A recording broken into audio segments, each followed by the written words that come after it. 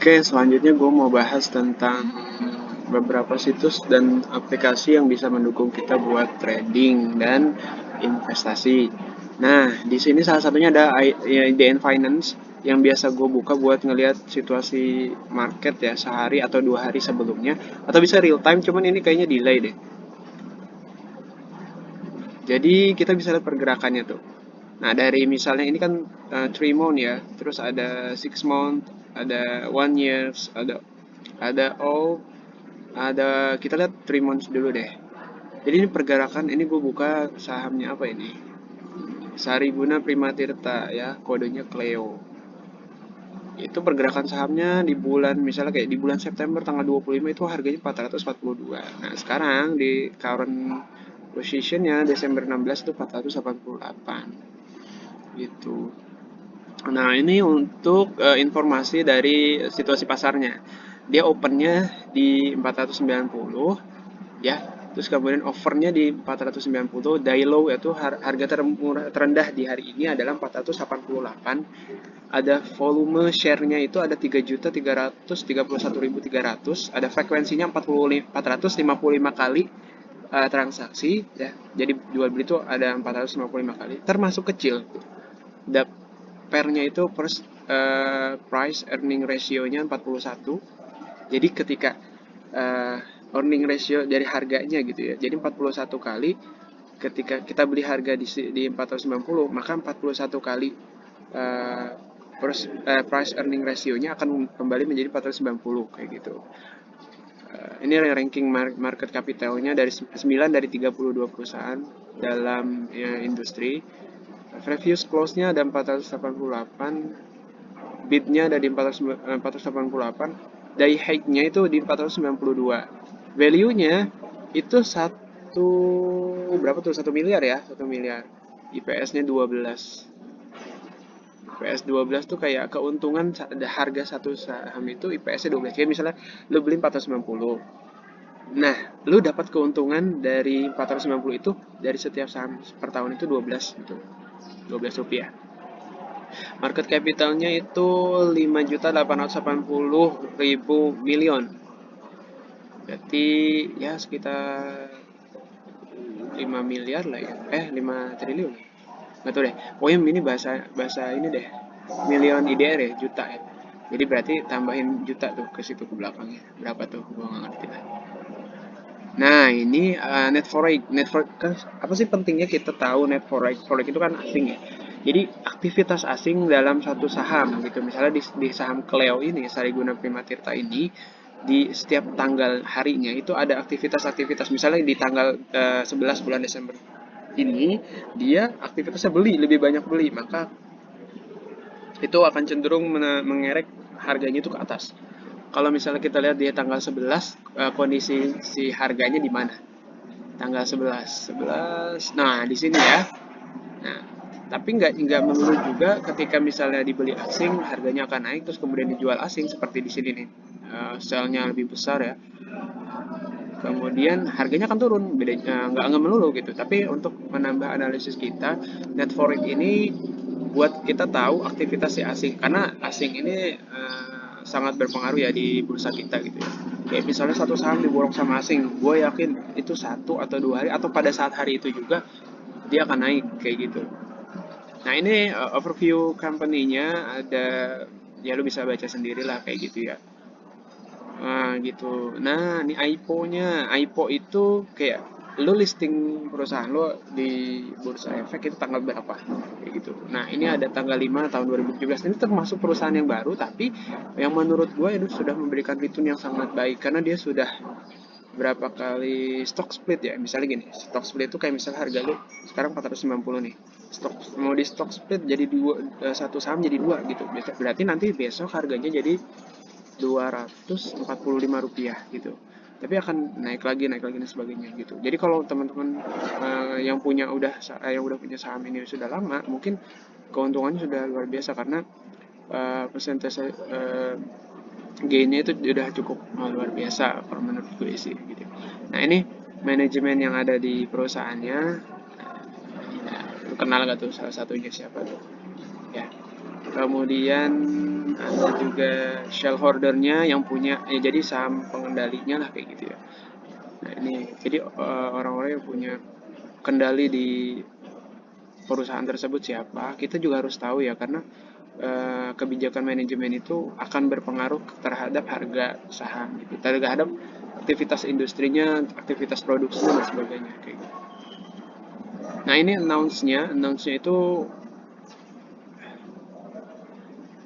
ini berita-berita ya yang berkaitan dengan saham tersebut. Nah ini untuk financial date-nya. Q ini artinya adalah kuartal ya. Jadi satu tahun itu ada 4 kuartal, ada kuartal 1, 2, 3. Dia baru rilis, emang baru sih. Jadi November itu, akhir Oktober atau awal November itu dia rilis Q3, kuartal 3 di 2020. Semua perusahaan sih dia pasti mengalami kerugian ya. Maksudnya uh, jarang ada perusahaan yang bisa standing di kondisi seperti ini gitu ya. Ada beberapa cuman nggak banyak gitu. Tapi semua semua memahami gitu. Jadi semua memahami, karena kita lihat nanti deh, kita lihat deh kondisi di kenapa gue akhirnya bisa ngomong kayak gini nanti. Nah ini relate company by industry-nya itu ada beberapa consumer good ya yang bisa kita bandingin dengan si Cleo ini. Kayak misalnya rajanya tuh di ICBP ya, ya Indofood, CBP Sukses Makmur, ada INDF, Mayora, ada Ultra Jaya, ada Good, ya Garuda Food. Ada juga ke bawah banyak tuh ada perusahaan-perusahaan yang mungkin kalian nggak tahu, tapi ketika kalian udah baca sering gitu ya, pasti kalian tahu produk-produknya di Indonesia. Nah tadi mau gue jelasin tentang kenapa sih kita uh, apa ya,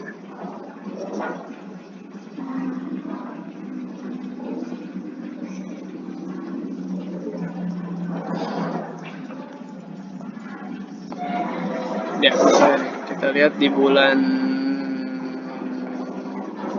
apa sih? Nah, di bulan Maret nih daun yang paling parah ya, 338. Di Maret tanggal 24 ya. Kita buka saham yang lain coba, misalnya kayak ITMG. Ya, kita coba ya buka di bulan Maret itu kondisinya seperti apa. Ini tuh parah banget, bulan Maret tuh bener-bener parah ya. Yang lu lihat, bisa lihat di tanggal 20, tanggal 16, kita tanggal 16 sampai tanggal 24 itu harganya segini. Tapi sekarang udah segini tuh, dengan rentan waktu yang kurang dari 1 tahun. Lo bisa, kalau lo bisa nemu hal seperti ini tuh akan luar biasa gitu. Makanya kalau misalnya lo nanya kapan sih waktu investasi yang terbaik, ya saat ini gitu, karena kita nggak tahu situasi pasar ke depan, bisa menurun atau bisa bahkan terus lanjut gitu. Kayak misalnya gini, nah lu beli saham ITMG misalnya di bulan November tanggal 18 itu harganya 9.000. Saat ini itu harganya 15.000. Padahal belum 1 bulan gitu. Baru 1 bulan deh, padahal baru 1 bulan tapi harganya udah segini. Kayak gitu.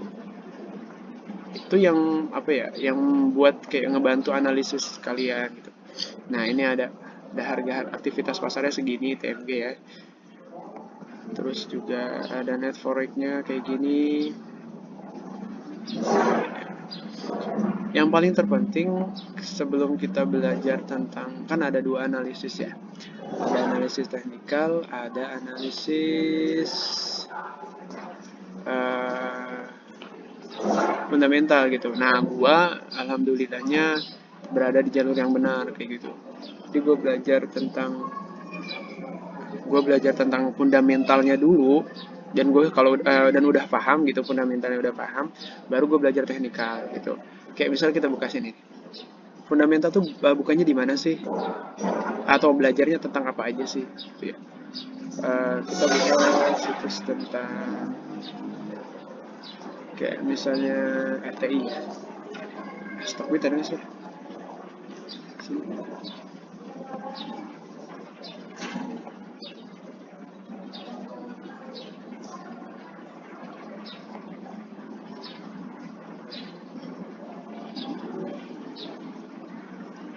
Oke, di sini lebih jelas kali ya Stockbit ya. Jadi di sini gue mau belajar ini nih, kondisi BRIS kayak gini ya, Telkom sekarang naik 4%, wah luar biasa. Nah, kita mau lihat valuationnya ya. Nggak bisa. Oh no. Oke, kita buka tentang ya di situ eksklusif. Kok eksklusif semua sih?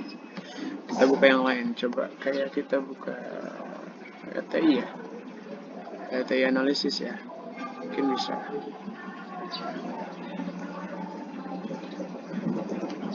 Oke, coba di sini. Oke, nah di sini aja deh.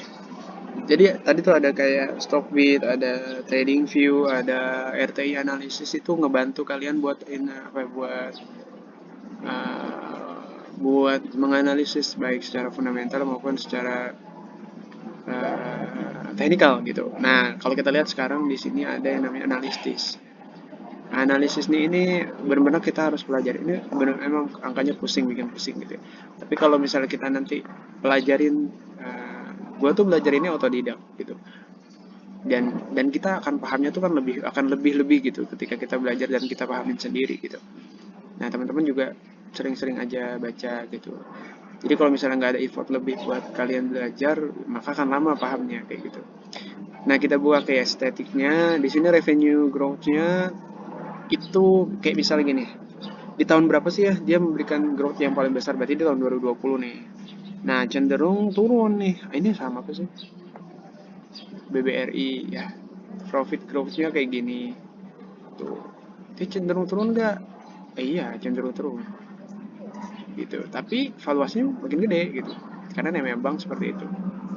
Finansialnya, ya income-nya nih lu baca deh tuh ya. Nah, untuk menyederhanakannya itu kita bisa tahu ini kita bisa di sini sebenarnya RTI Infom ini sebenarnya menurut gue sih sangat lengkap ya. Jadi kita bisa lihat overview-nya, bisa lihat analitiknya, bisa lihat performanya gitu, company-nya. Itu semuanya gampang banget dan akan lebih mudah lagi ketika udah masuk handphone gitu karena akan disederhanakan. Kalau di sini gue juga bingung sih, terlalu banyak hal yang harus kita lihat gitu. Tapi dengan lu ngelihat ini aja nih tiga nih, EPS, PER sama DPS sama PER sama PBV ya.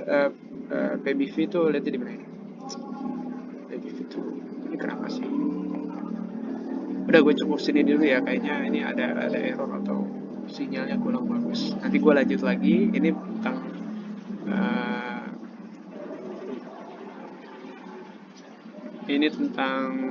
fundamental ya. Nanti kalau kita analisis, coba gue buka dulu. Oh, ini lagi nggak bisa di. Oke, fix. Kenapa ini?